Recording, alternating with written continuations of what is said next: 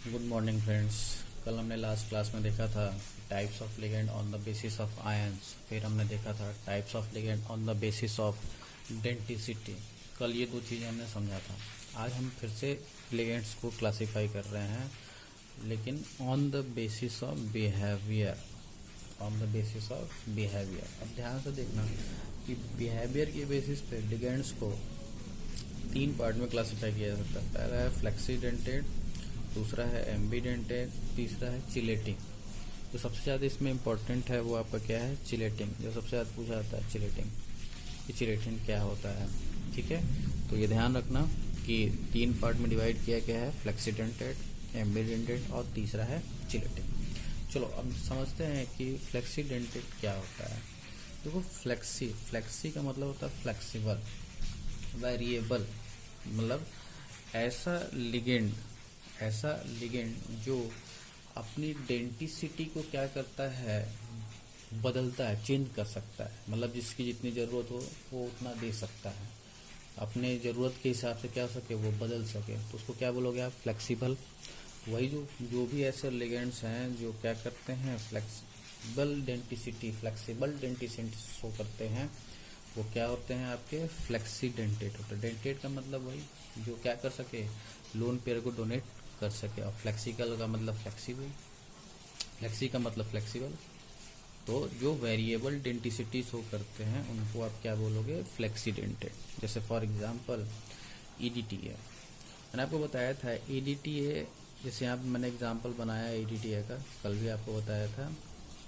EDTA का full form क्या था, एथिलीन डाइअमाइन टेट्रा एसीटेटो। ठीक है, अब देखो यहाँ पर इसको मैंने फ्लेक्सी क्यों बोला। कल मैंने आपको बताया था कि यहाँ से एन लोन पेयर दे सकता है अपना, ये दोनों एक ऑक्सीजन से इस ऑक्सीजन से एक ऑक्सीजन, तो टोटल 6 लोन पेयर्स ये डोनेट कर सकता है। इसलिए इसको मैंने बोला था हेक्साडेंटेड, या इसी को मैंने बोला था पॉलीडेंटेड। ठीक है, तो देखो ये मैक्सिमम 6 लोन पेयर दे सकता है। लेकिन होता क्या है कि जैसे मान लो 6 लोन पेयर का मतलब 12 इलेक्ट्रॉन। ठीक है, मान लो कोई सीएमए ऐसा है जिसको 12 इलेक्ट्रॉन नहीं 8 ही इलेक्ट्रॉन वो रख सकता है, और 8 ही इलेक्ट्रॉन ले सकता है, मतलब 4 ही लोन पेयर वो ले सकता है। तो इसके पास तो 6 लोन पेयर अवेलेबल है, लेकिन जो सीएमए है उसको चाहिए 4 ही लोन पेयर।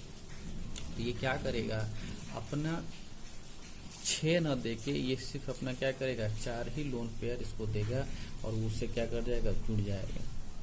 मान लो हो सकता है कभी सिर्फ 4 ही इलेक्ट्रॉन की जरूरत पड़े, तो 2 लोन पेयर, तो ये क्या करेगा, अपना 2 लोन पेयर सपोर्ट में डालेगा, बाकी वैसे ही रखेगा, लोन पेयर नहीं बनाएगा। 2 लोन पेयर अपना सपोर्ट में डालेगा और सीएमए से क्या कर लेगा, बॉन्ड बना लेगा। बात समझ में आया। मतलब जरूरत पड़ेगी तो ये 6 लोन पेयर भी दे सकता, मैक्सिमम 6 लोन पेयर दे सकता है। जरूरत पड़ी तो 4 भी देगा, 5 भी देगा, 3 भी देगा, 2 भी देगा। क्लियर है, मतलब जब जैसी जरूरत होगी ये वैसा उस हिसाब से अपना लोन पेयर को डोनेशन में डाल के अपनी डेंटिसिटी क्या करता है, चेंज करता है। लेकिन मैक्सिमम कितना दे सकता है, मैक्सिमम हमेशा 6 तक ही दे सकता है, उससे ज़्यादा नहीं दे पाए, क्योंकि उससे ज़्यादा उसके पास लोन पेयर ही नहीं है। तो जितना मैक्सिमम जिसके पास रहेगा उतना ही वो दे पाएगा। तो मैक्सिमम ये कितना देगा, 6 लोन पेयर।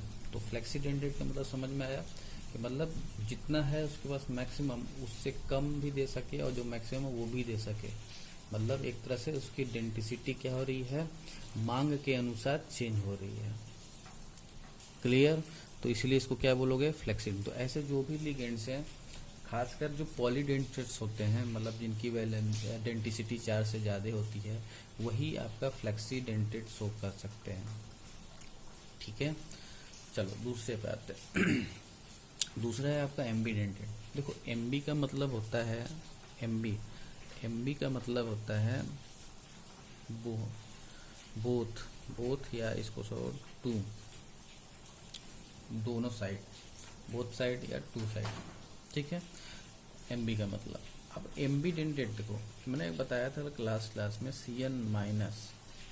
ठीक है, इसका अगर स्ट्रक्चर ड्रॉ करोगे, CN- का स्ट्रक्चर ड्रॉ करना है, तो C के आउटर उसमें 4 इलेक्ट्रॉन, 3 वो N से बॉन्ड कर लेगा, n का ऑक्टेट कंप्लीट, क्योंकि 5 होते हैं, 3 यहाँ आ गए हैं और एक जो ऐसे हैं वो लोन पेयर के फॉर्म में बैठे रहेंगे, तो इसका ऑक्टेट कंप्लीट है। सी का देखो, सी के पास 4 होते हैं, 3 इधर दिया, एक इधर।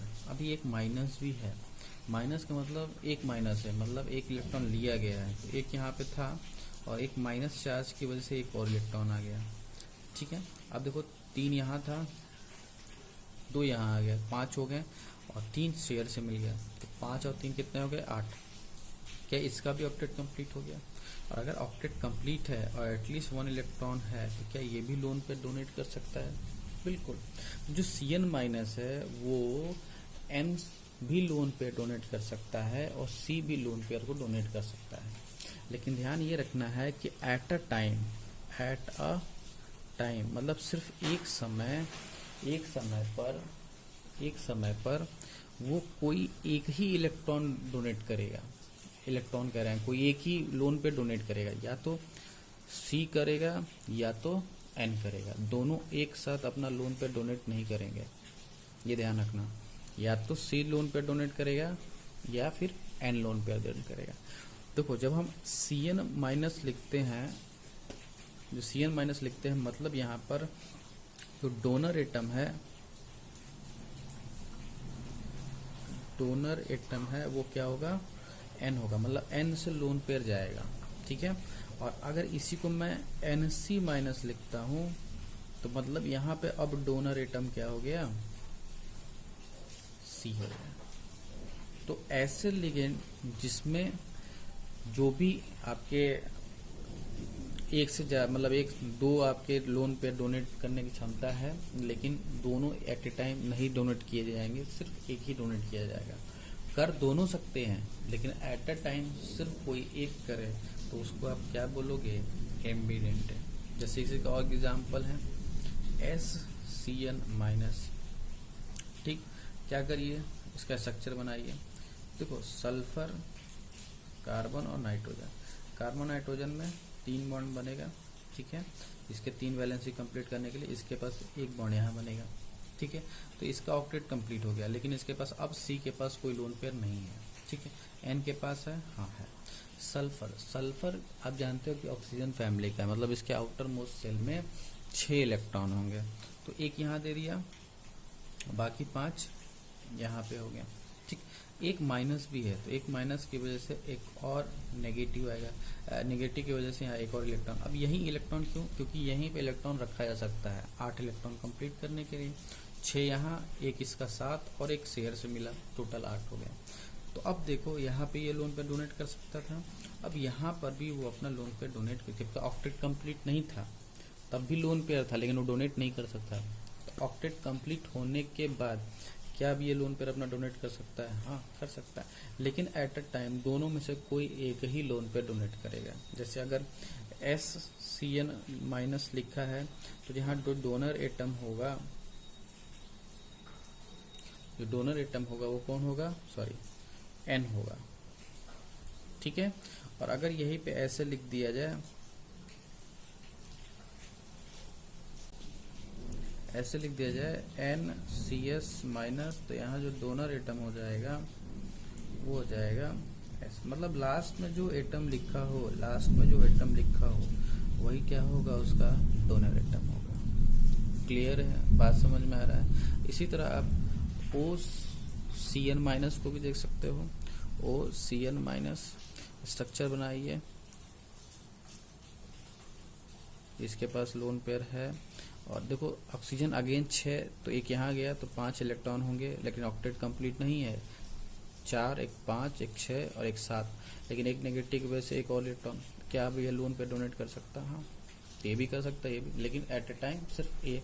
अगर यहाँ पे OCN माइनस लिखा है तो डोनर एटम क्या होगा, डोनर एटम N होगा, और अगर यहीं पे ऐसे लिखा हो NCO माइनस, तो जो डोनर एटम होगा वो हो जाएगा आपका ऑक्सीजन। ठीक है, बात समझ में आ रहा है? क्लियर है कि आपको एम्बिडेंटेड का मतलब क्या हुआ? एम्बिडेंटेड ऐसा लिगेंड होगा जिसके पास दोनों साइड लोन पेयर होगा, दोनों लोन पेयर दे सकते हैं, लेकिन किसी एक समय कोई एक ही एलिमेंट उस ग्रुप का लोन पेयर डोनेट करेगा। कर दोनों सकते हैं, लेकिन एट अ टाइम वो सिर्फ एक ही लोन पेयर डोनेट करेगा, तो वो क्या हो जाएगा आपका एम्बिडेंटेड। ठीक है, अब आते हैं चिलेटिंग पे। अब इसको चिलेटिंग बोलो, किलेटिंग बोलो, बहुत नाम लोग बोलते हैं, चिलेशन बोलते हैं, किलेटिंग भी इसी को बोलते हैं। ठीक है, तो अब जो बोलो वो यही है कुल मिला के कि चिलेशन किलेटिंग सब एक ही है। ठीक है, अब देखो चिलेशन का मतलब क्या होता है। चिलेशन का मतलब होता है, सिंपल बताऊं तो मैं आपको बताऊं, रिंग फॉर्मेशन। मतलब जहां पर रिंग फॉर्मेशन हो उसको आप बोलोगे चिलेशन, रिंग फॉर्मेशन। ठीक है, अब जैसे इसको एग्जांपल से समझते हैं। जैसे मैंने यहाँ पे एग्जांपल लिया Cu, अब En का होल ट्वाइस, Cu के ऊपर +2 है, En का याद आ रहा है एथिलीन डायमाइन, En याद आ रहा है। तो En क्या था C, अब मैं H नहीं बना रहा, H आप लिख लेना, मैं बस डायरेक्ट ऐसे लिख रहा हूँ। ठीक है, तो ये रहा हमारा एक En है, और इसी तरह एक और En यहाँ पर है, तो इसको हम बना ये रहे हैं En का होल ट्वाइस। इसका हम स्ट्रक्चर बना रहे हैं, इस कोऑर्डिनेशन कंपाउंड का स्ट्रक्चर बना रहे हैं। तो ये रहा हमारा 2En हो गया। ठीक है, अब देखो मैंने बताया कि ये En जो है वो बाइडेंटेट होता है, यहाँ से भी लोन पेयर जाएगा और यहाँ से भी लोन पेयर जाएगा। ठीक है, वैसे ये एक अलग मॉलिक्यूल है, तो यहाँ से भी ये लोन पेयर जाएगा और यहाँ से भी एक लोन पेयर जाएगा। ठीक है, अब आप देखो क्या यहाँ पे एक रिंग फॉर्मेशन हुआ, क्योंकि ये बॉन्ड है मतलब ये रिंग फॉर्मेशन हो गया, और ये भी रिंग फॉर्मेशन हो गया। ठीक, तो ऐसा लिगेंड जो सेंट्रल मेटल एटम से रिंग फॉर्मेशन कर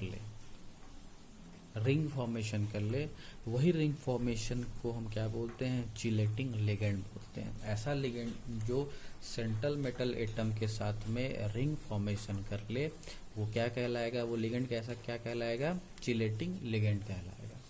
ठीक है, बात समझ में आ रहा है, सिंपल है, बहुत आसान है। इसका एक और एग्जांपल मैं दिखाता हूँ EDTA का आपको बता के, वो मैं आपको बताता हूँ, यहाँ बताता हूँ। ठीक है, ये एग्जांपल है हमारा, क्या है, CuEDTA पावर +-2। ठीक है, चलो अब इसका स्ट्रक्चर बनाते हैं। तो मैंने इसका स्ट्रक्चर यहाँ बनाया, यहाँ Cu। ठीक है, ऑक्सीडेशन नंबर निकालना सिखाऊंगा, तो इसके ऊपर +2 का चार्ज आता है। ठीक है, वो भी मैं बताऊंगा। ठीक है, चलो ठीक है, तो चलो ये रहा हमारा EDTA। ठीक है, मैंने बताया था EDTA हेक्साडेंटेट है, तो जहाँ जहाँ से लोन पेयर आएगा मैं बना दे रहा हूँ। अब देखो लोन पेयर आएगा, यहाँ से यहाँ इसको लोन सपोर्ट किया गया, ये लोन पेयर इसको सपोर्ट करेगा, ये लोन पेयर भी इसको सपोर्ट करेगा, ये लोन पेयर भी इसको सपोर्ट करेगा, ये लोन पेयर भी इसको सपोर्ट करेगा। अब क्या दिख रहा है कि आपको ये रिंग फॉर्मेशन हुआ, फिर यहाँ से आते हुए ये पूरा रिंग फॉर्मेशन हुआ, फिर यहाँ से यहाँ आते हुए पूरा, मतलब क्या रिंग फॉर्मेशन हो गया।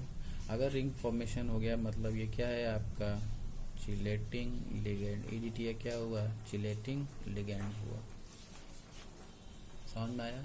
एक यहाँ आपको नोट लिखना होगा,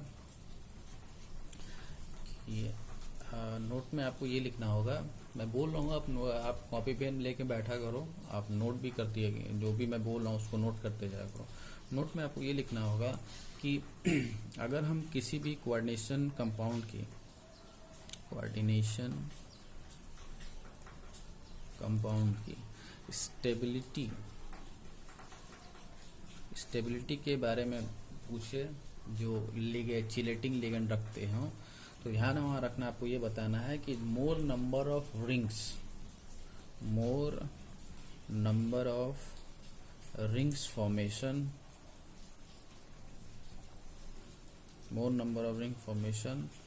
हैव मोर स्टेबिलिटी।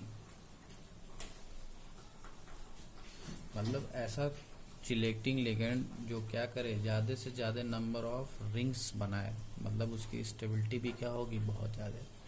तो ये ध्यान रखना कि स्टेबिलिटी कैसे बताएंगे कि किस कोऑर्डिनेशन कंपाउंड की स्टेबिलिटी ज़्यादा होगी? अगर वो चिलेटिंग लिगेंड है तो ज़्यादा से ज़्यादा नंबर ऑफ रिंग्स फॉर्मेशन करेगा। अगर वो ज़्यादा से ज़्यादा नंबर ऑफ रिंग फॉर्मेशन करता है तो उसकी स्टेबिलिटी ज़्यादा है। मान लो कम रिंग फॉर्म कर रहा है तो स्टेबिलिटी कम है। ऐसा नहीं है कि वो कम जो रिंग है वो चिलेशन नहीं हो रहा, चिलेशन है, लेकिन अगर स्टेबिलिटी की बात करो तो वहाँ स्टेबिलिटी कम होगी, और जहाँ ज़्यादा नंबर ऑफ रिंग्स है वहाँ स्टेबिलिटी ज़्यादा होगी। चलिए आगे बढ़ते हैं। देखो अब सबसे जो इम्पोर्टेंट टॉपिक है वो हमारा है finding oxidation number of central metal atom. ध्यान रखना कि ऑक्सीडेशन नंबर आप हमेशा कोऑर्डिनेशन कंपाउंड में किसका निकालोगे? सेंट्रल मेटल एटम का निकालोगे, ठीक है। अब ये कैसे निकालते हैं सेंट्रल मेटल एटम, उसके लिए थोड़ा सा आपको बेसिक चीज़ें पता होनी चाहिए। जैसे मैंने कल कुछ लिगेंड्स के नाम बनाए थे, स्ट्रक्चर बनाए थे, ठीक है, उनके ऊपर मैंने चार्ज भी लिखा था, ठीक है। मैंने न्यूट्रल, कैटायनिक, एनायनिक बताया था। तो इसमें वो वाला आप लिगेंड का क्लासिफिकेशन से आप इसमें ऑक्सीडेशन नंबर में जाओगे कि किसके पास कितने आयंस हैं, किसके पॉजिटिव है, नेगेटिव है या न्यूट्रल है, ठीक है। अब जैसे देखो आपने 11th में भी रेडॉक्स रिएक्शन में ऑक्सीडेशन नंबर निकालना सीखा होगा, जो मेथड बिल्कुल वैसा ही मेथड है, कुछ अलग नहीं है। जैसे देखो हमको तो सबसे पहले सेंट्रल मेटल एटम पहचानना होगा कि सेंट्रल मेटल एटम कौन है। तो आपको इजीली अब देखे होगे कि जो आप स्क्वायर ब्रैकेट के अंदर पहला जो एलिमेंट होता है वही क्या होता है? हमारा सेंट्रल मेटल एटम होता है। तो मैं अंडरलाइन कर दे रहा हूँ कि कौन सेंट्रल मेटल एटम है आपका, उसी का आपको निकालना है। मैं अंडरलाइन कर दे रहा हूँ यहाँ पर, ठीक है। अब देखो मैं ये एक सारे एग्जाम्पल्स करके आपको दिखाता हूँ और फिर कुछ आपको मैं होमवर्क में दूंगा, तो आप उसको ट्राई करना और उसका जो सोल्यूशन है वो मैं आपको नेक्स्ट क्लास में बताऊँगा, नेक्स्ट वीडियो में बताऊँगा, ठीक है। चलो, तो जैसे मैंने लिखा यहाँ पे कि जैसे हमको जिसका निकालना है उसको हम क्या मान लेंगे? x, ठीक है, हमने x मान लिया, ठीक, प्लस फिर हम देखेंगे जो यहाँ जो लिगेंड है इसके ऊपर कौन सा चार्ज है, ठीक है। तो देखो En क्या होता है? न्यूट्रल लिगेंड होता है। En क्या होता है? Neutral ligand. उसके ऊपर किसी तरह, जैसे देखो यहाँ पे En ही है, तो ये क्या है? En है। तो इसके ऊपर किसी तरह का चार्ज नहीं है, मतलब जीरो है। तो यहाँ पे मैंने क्या लिखा? जीरो। कोई अगर मान लो चार्ज होता प्लस का तो प्लस लिखता, माइनस होता तो माइनस लिखता, ठीक है। कोई चार्ज नहीं है तो जीरो। और जो इस कंपाउंड ब्रैकेट के ऊपर जो चार्ज लगा है उसको हम लिखेंगे इक्वल टू, जो भी हो, प्लस है तो प्लस टू, इक्वल टू 2। तो आप सीधे आप क्या कर लो? x बराबर निकल के आ जाएगा +2। मतलब यहाँ जो कॉपर है आपका, उसका जो ऑक्सीडेशन नंबर होगा CMA का, वो क्या होगा? +2, ठीक है। यहाँ पे अब अगेन Cu को निकालना है, x मान लो। अब हमको पता है कि EDT है आपका स्ट्रक्चर यहाँ पर है। देखो यहाँ पे एक नेगेटिव, यहाँ एक नेगेटिव, यहाँ एक नेगेटिव, यहाँ नेगेटिव, बाकी और कहीं नेगेटिव नहीं, टोटल 4 नेगेटिव हैं। तो यहाँ पे देखो एक ही मॉलिक्यूल है और एक मॉलिक्यूल के ऊपर कितने नेगेटिव चार्ज हैं? 4 नेगेटिव चार्ज हैं। तो 4 नेगेटिव हैं मतलब -4, और जो इस स्क्वायर ब्रैकेट के ऊपर लिखा है उसको हम कैसे लिखेंगे? Equal to -2। देखो -4 इधर जाके +4 हो जाएगा, +4 -2 क्या हो जाएगा? +2। तो अगेन आपका कॉपर का ऑक्सीडेशन नंबर कितना आया? +2, ठीक है। नेक्स्ट अब देखो यहाँ पे तो कोऑर्डिनेशन स्फीयर था डायरेक्ट, तो हमने ऐसे निकाल लिया। अब देखो यहाँ कोऑर्डिनेशन स्फीयर के साथ साथ आयन स्फीयर भी है। हमको ऐसे कंपाउंड्स के लिए क्या करना होगा? ऐसे कंपाउंड्स को सबसे पहला आप क्या काम करो? उनको तोड़ दो। तोड़ोगे तो ये अपने आयन स्फीयर में, कोऑर्डिनेशन स्फीयर में अलग हो जाएगा। तो सिंपली तोड़ दो। मैंने आपको तोड़ के बताया भी, तो ये किस में टूटेगा? K+ FeCN6 और 4 K+ है भैया। इस पूरे कंपाउंड के ऊपर क्या है? न्यूट्रल चार्ज है।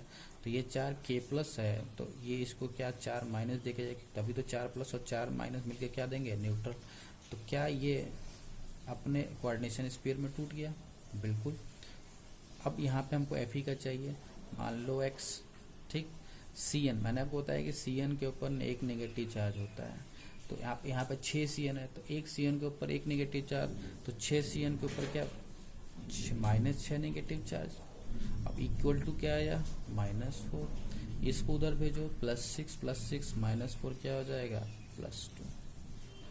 मतलब यहाँ पे जो Fe होगा उसका ऑक्सीडेशन नंबर क्या होगा? +2, ठीक है। अब देखो यहाँ पे मैंने बताया था कि इसको तोड़ना मैं आपको सिखाऊंगा आगे। देखो यहाँ पे, तो देखो हमको निकालना है पीटी का, तो जिसका निकालना है उसको मान लो x। NH3 एक न्यूट्रल है तो 0 N2 4 है तो 4, तो इसका काम खत्म। अब इसमें आओ, अब अगेन क्या फिर से पीटी है x। Cl जानते हैं कि Cl के ऊपर एक नेगेटिव चार्ज होता है, तो 4 Cl के ऊपर -4 नेगेटिव चार्ज, इक्वल टू कुछ नहीं है तो इक्वल टू 0। क्या हो जाएगा 2x, -4 इधर आके क्या हो जाएगा 4, तो x इक्वल टू क्या हो जाएगा +2। मतलब यहाँ जो पीटी का ऑक्सीडेशन नंबर होगा वो +2 होगा, यहाँ पर भी जो होगा वो +2 होगा। क्लियर है, बात समझ में आ रही है? ठीक है, अब चाहो तो आप इसको तोड़ सकते हो, तोड़ोगे तो आप क्लियर हो जाएगा। ठीक, अब यहाँ देखो, अब यहाँ पे इसको कैसे तोड़ोगे, अगेन कोऑर्डिनेशन अलग करोगे, इसको अलग करोगे, तो इसको मैंने अलग किया, तो AgNH3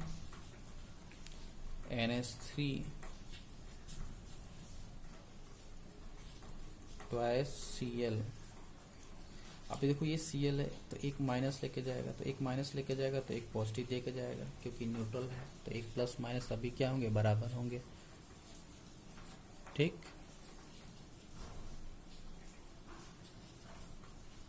अब चलो इसको Ag का निकालना है, मान लो x। NH3 न्यूट्रल होता है 0, Cl के ऊपर -1 का चार्ज होता है, ठीक है, और इस पूरे के ऊपर एक प्लस है तो एक प्लस, तो इधर -1 हो जाकर +1 हो जाएगा, तो x बराबर क्या आ जाएगा +2। ठीक है, यहाँ पे अब देखो फिर से दोनों हैं, तोड़ोगे तो k +2 में और ZnOH,